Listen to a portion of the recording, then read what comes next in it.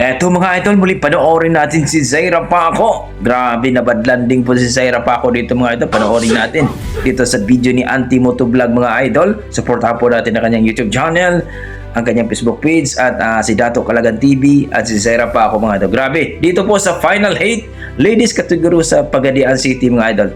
Panoorin natin kung paano nagbad landing itong si Zaira Paco mga idol. Grabe, let's go mga idol. Final Ayan na po. Ladies category 7 laps. Mukhang Dadi ang Zaira Paco, Loren Giboni, Kakay de la Pedra, Laila Guro, Chanel Quirol, ayan po, Maika Pipito, madami sila dito. Arian Montiliao. Yan, Arian, malupit din yan. Category, here we go. Ayan na, gibuhian na. Sino nangunguna? Naguna.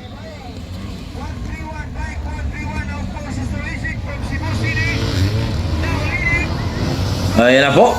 Pang ilan si Zaira mga idol? Tingnan natin. Ikalima ra si Zaira, ikalima. Ikalima si Zaira mga idol. Si Kensani. Chanel Quirol, Laguna. Chanel Quirol. Yan si Zaira mga idol oh. Loren Giboni. Pangatlo na si Zaira. Zaira, ikatula. Katulo na. Oh. Nagulang Tingnan na. Chanel, Quirol, Loren Giboni. Zaira Paco, Giboni. Giluparan talaga ni Zaira. Pangalawa na si Zaira. Ikaduwa na. Ikaduwa na si Zaira. Grabe. Hinahabol si Chanel Quirol. Ayan na. Good day.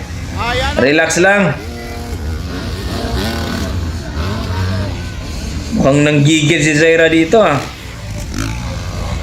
Ano bang bit-bit niya ito? 150? Parang papel lang si Zaira.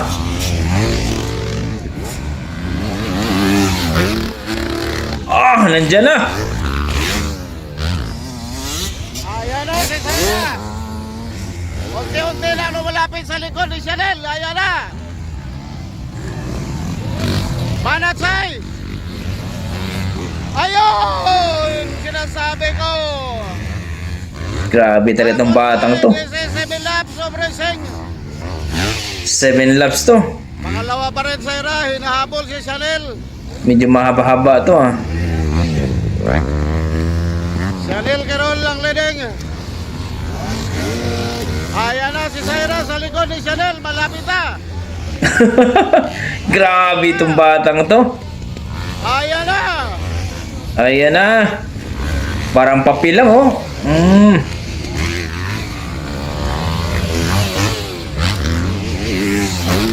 Wala. Grabe. Nakadong Ang- na si Zaira. Grabe kalayo itong gilupan ni Zaira oy. Grabe. Oh, tabi, tabi. Laper. Ayan na si Zaira. Ala. Ayan na. Laper, tabi. Grabe si Zaira mga idol. Tabi, laper. Mahabol pa kaya ni Zaira? Zaira. Dikit na si Zaira. Dumikit na si Zaira mga idol. Ayan na, dikit na. Ayan na.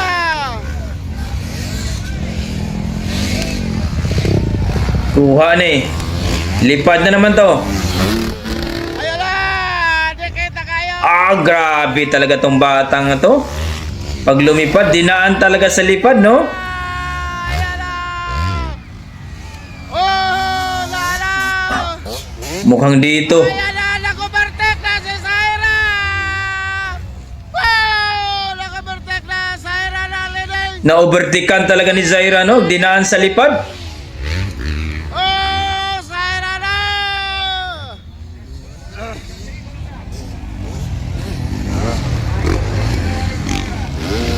Oh, pangalawa na Chanel Quirol. Wala ko itingog eh. Wala na, napagaw na sa idol. Pwede ko laway sa hirap ako. Zaira Paco na ang nangunguna dito.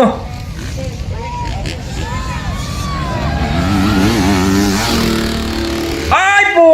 Sanggal! So yun, grabe mga idol na bad landing po si Zaira Paco at pati din ako nagulat. Grabe, tumayo yung balahibo ko mga idol. Takot din ako.